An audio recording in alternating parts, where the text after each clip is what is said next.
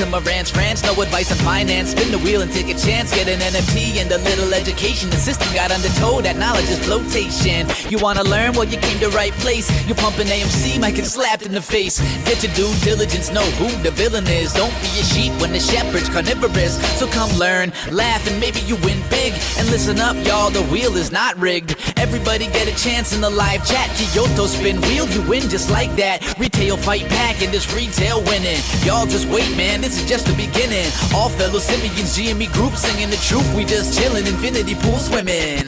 So welcome to Marantz Rantz. A lot of knowledge but no advice on finance. Don't even need pants, you can tune in naked like Henny the Mayo Man. Internet's most hated. Don't wanna lose your money, then it's time for you to listen. If you're ignorant, invest in AMC, a superstition. The stream about ready, they told us to don't dance. I do what I want. Welcome to Marantz Rantz. Welcome to Marantz Rantz. Welcome to Marantz Rantz. Welcome to Marantz Rantz. Welcome to Marantz Rantz. Welcome to Marantz Rantz. Welcome to Marantz Rantz. Welcome to Marantz Rantz. Welcome to Marantz. Welcome back, guys.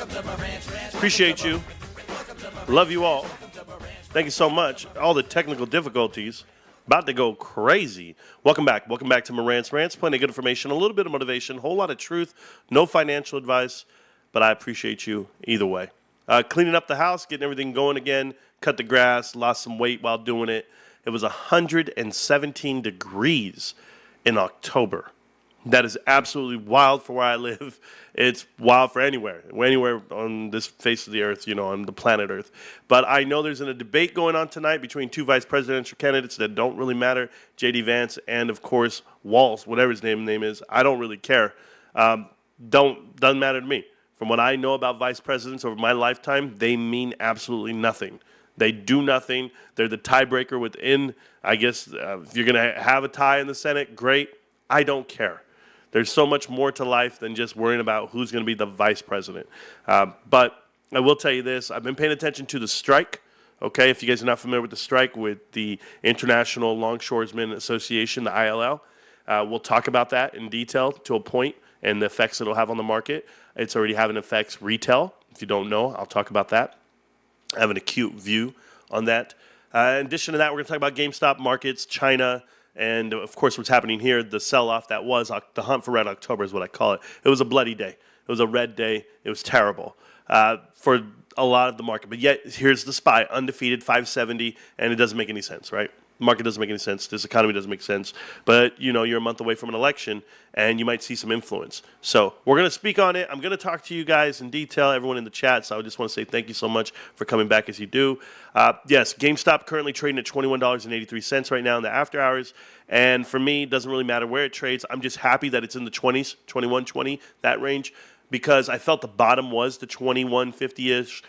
You guys know, like 2 weeks ago, I called the bottom. I said, this is it. We're going to go up from here. That's when it was at 18.19, and we popped all the way, actually 19. And I said, this is it. I don't see us going below 1942, 1941, only because I was a big supporter of Pearl Harbor, World War II, and the way that all went down. No, I don't have picks and years and stuff. I just said it. I said it's going to be the bottom because I felt that's where we're at. I feel the demand is there. With GameStop diluting their flow enough to where people are buying in at upper levels, meaning people see value at the lower levels as well. No one just bought these shares to get out of them.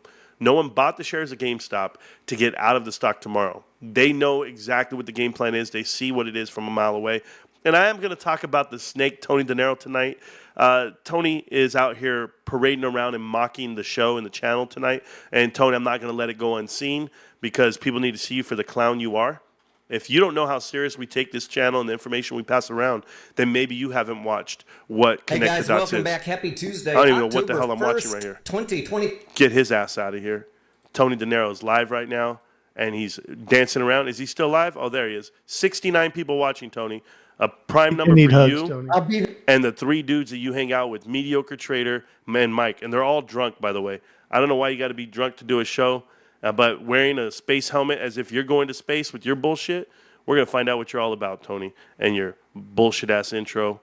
Don't worry. We're going to watch you tonight. We're going to see how great AMC really is, right? We'll talk about it.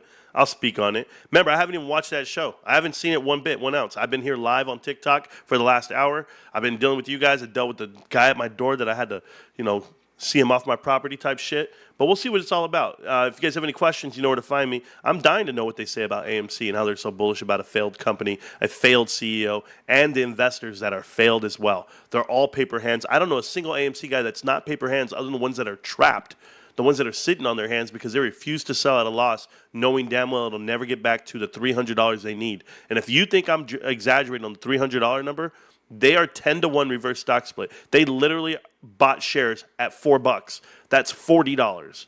It's never getting there. It's at $4 today. Adam Aron just sold the company off at, $160 million worth of equity. He just sold off for what exactly? $4 a share. It's embarrassing. People are buying shares of AMC at 40 cents, the equivalent, just like Antera did during the heyday of Ape, and just like he does every time he offers up a pipe equity offering. And you guys can tell me I'm different. You can tell me I'm wrong, but I'll be here till I'm not, and I'm not. So there you go. Trapped like Scarlet. You better believe it. Tony the Arrow has more live viewers right now than you. Jimmy Loud, 75. He had 69, and I just started. Don't even get me started, Jimmy Loud. You can stay in the chat, Jimmy. We're not going to block and ban you just yet.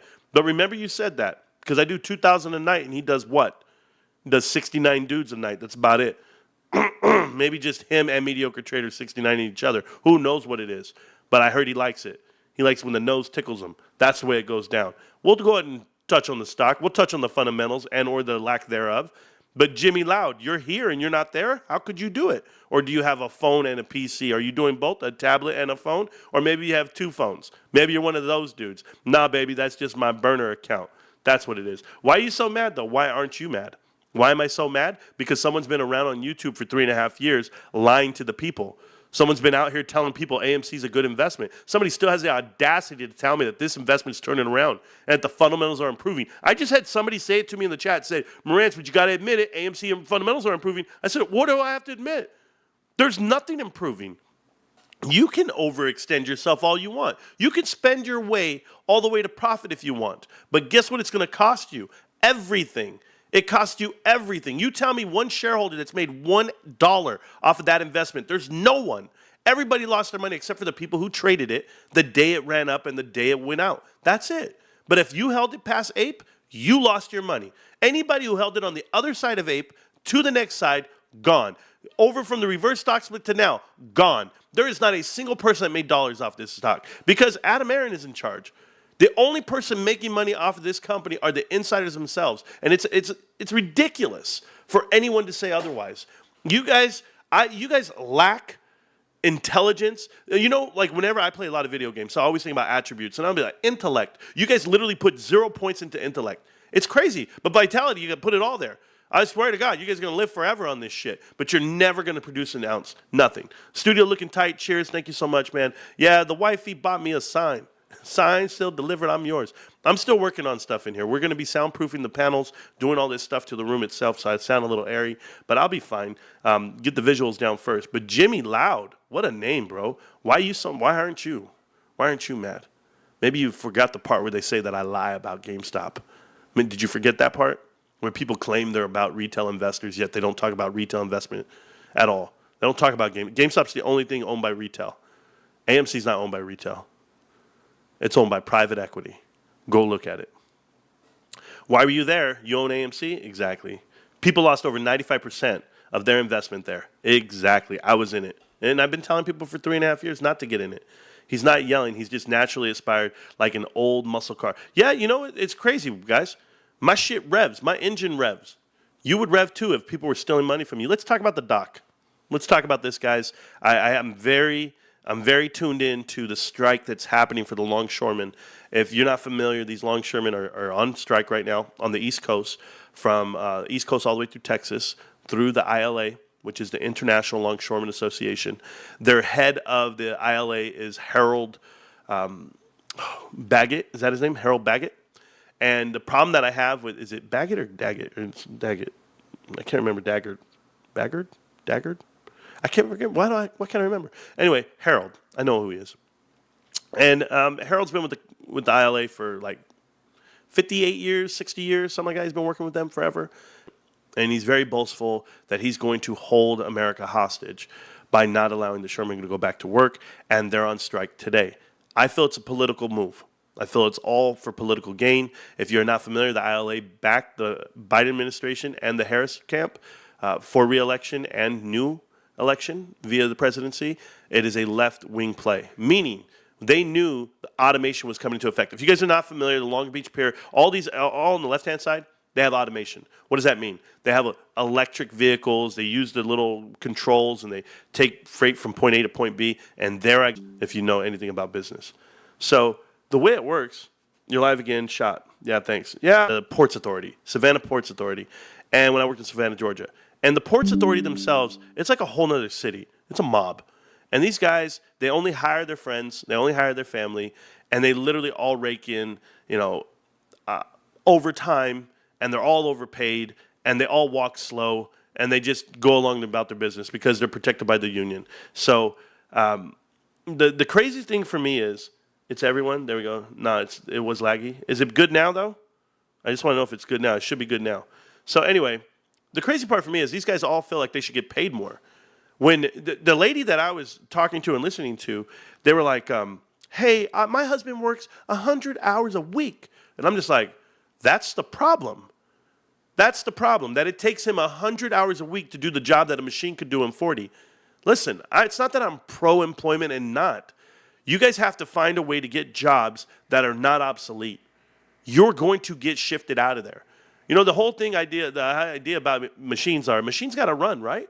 Well, somebody has to service them. So go get that job to service the machines. Go get the job that programs them. Go get the job of an engineer. Go get the job of a supervisor. Get promoted. Don't just sit there in a rut and collect unemployment overtime and rack it up and then think that this company's still going to pay you for your wages. That's not how it works, guys.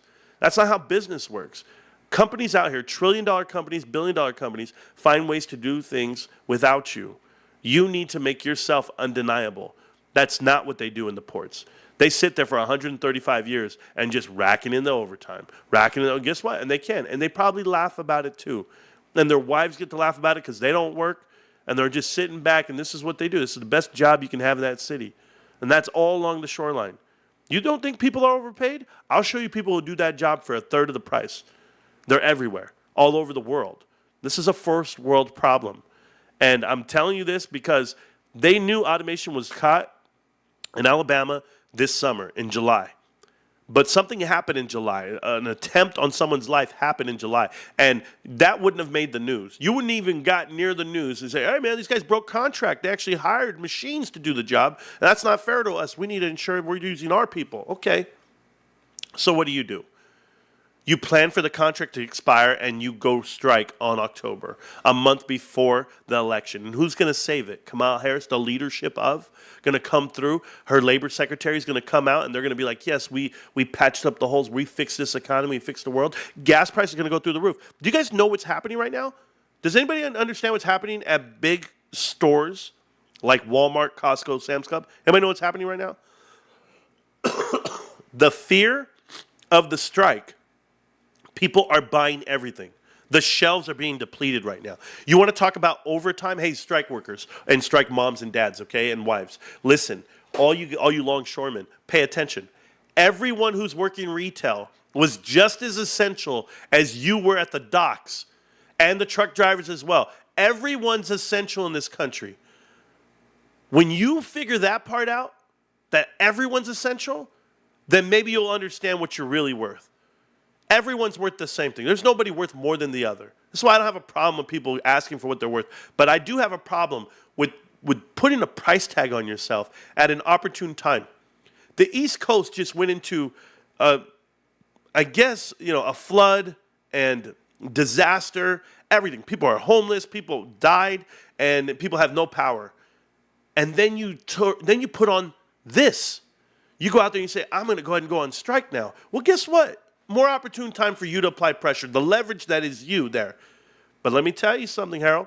It's not going to go well for you at the ILA. It's not. You guys are going to win eventually. Someone's going to come through and break and go, we're here for the worker. We're here for the common man. That's today. You'll be forgotten. They might raise a statue of you. They might have 2 statues of you already. Right, Harold? You believe your own press clippings. And I'm talking to the president of the ILA. But think about it. America's going to run with or without you. When you think you're bigger than the whole program, you've dated and priced yourself out. They will bring someone else in, and I'll make sure of it. I'll do the damn job that you can't do. You know how hard it is to put on steel-toe shoes and a hat and walk around with a vest and drink coffee till 11 o'clock and eat a donut until 12 and then go, you know what? I might pick up a box from here to 2, and I'll work for about 2 hours a day, but tell my wife I worked 11 and 12 when you were just there. You're just a warm body, kid. You think the shoremen are working? You guys really think that? I've been to the ports. I was a police officer. Okay? And when we had to go guard ports, what do you think you see? What do you think you see? You're just sitting there, smoking, joking. It's not what you think. They can claim that they're everything, but you know what they are? They're just they're literally one day away from being the mob, from being the Teamsters, from being the truck drivers at Yellow Freight, from being the same ones that are strong. You know what happened there? Private people took over. Private companies and or companies that wanted to get in line. You overstay your welcome, you're going to end up just like Yellow Freight. You think I'm lying to you. They're going to come in, they're going to package you up. You want that money? Not all money's good money there. There's dirty money out there. Private equity might just walk in and say, we can do this more efficiently, but at least the guys at the top are going to get paid. Oh, I promise you renegotiate a new contract, the only guy making the most money here is not the shoreman. He's going to get an increase. He's got to work a whole year or two to see it on the books. Did you see the plan? The plan is for an increase over 6 years, over 8 years. This is what you're fighting for, 6 to 8 years? Guess who won't be there? The president of your damn club and fund. He won't be there. But he's going to take a nice severance package, a golden parachute out the door, all because he endorsed this presidency right now. I promise you this is what it is. You guys could have did this strike 2 months ago, 3 months ago. No. We still want to deliver everything to Americans. We wanted to uphold our end of the contract. Really? You're so essential? Will you do the shit for free? No. You won't do it for free, right? You're essential, though. Nobody can live without you. Holding America hostage is domestic terrorism, and I won't stand for it. It's my opinion, my stance. The strike, they're overstepping. I promise you, someone will do it for less. You'll have goods coming in over trucks from Mexico, and they'll ship there before they ever have to deal with your bullshit. You'll see. You'll see why jobs and why product is made elsewhere. Because the ports cost too much to import it, right? Why don't we make things just in America then? Why don't we just do that? American made. Why don't I just buy my shit here instead of dealing with the ports? Oh, you think I need avocados? Oh, you think I need grapes and wine? I don't need any of that shit. I just need GameStop, babe. Back to it. Thank you guys so much. Oh, by the way, somebody said Tony De Niro's talking. Who knows? You guys want to go watch what he's talking about? You guys ready for that? Oh, that's how I think about it. Coughing up a lung over here, bro. All right, Tony D's nuts. You know who you are. You're a snake. This guy's absolutely gross. So I'm going to put this up here. I'll just cross that out. Tony, don't worry. Hey, Tony, I'm going to give you some views here, okay, bro? Because nobody will watch you otherwise, I promise you. Let's see what we got here. Let's go. Too bad. I got more than him already, man. It sucks, bro. How's that happen, Tony? I got half your subscribers, bro. Tony, you ever think about that? I have half the amount of subscribers you have. Yeah, got more views. All right. Oh, that's why. Look at you. October 1st, welcome to the party. I'm going to bring some guests in. If you are just tuning in, put the kids to bed. This is going to be an adult party. There might be an adult party. I'm going to guess there's no women at this party. Put the kids to bed? You mean nothing but men in this party. So I'll be sure to watch this party with my clothes on. By the way, if you're an adult, okay, and I don't care about if I own a space helmet. If you're an adult and you own a shirt that is a suit, if you own the shirt that looks like a suit, I'm just going to leave it there, T. You actually own that shit, bro. Oh, buy a suit, kid. Some drinking. There might be some celebrating. There might be a little bit of smoking. Remember, a month ago, I told you guys if the domestic box office. Oh, by the way, this is a domestic box office celebration. I told you guys that. By the way, the domestic box office is split. It's not just AMC's earnings. That's also Cinemark and Alamo and any other movie theater out there. But for some reason, it means something. The domestic box office beating out 2023. Oh, we did better than the year that was terrible. But we did less than 2019, 2018, and 2016 by a couple $100 million. Wow. By the way, they made no profits those years. They made no profit in 2019. They made no profit in the last 5 years. But hey, we'll play with it. If the domestic box office beat my expectations, which I had forecast Q3 to come in for the industry between 2.5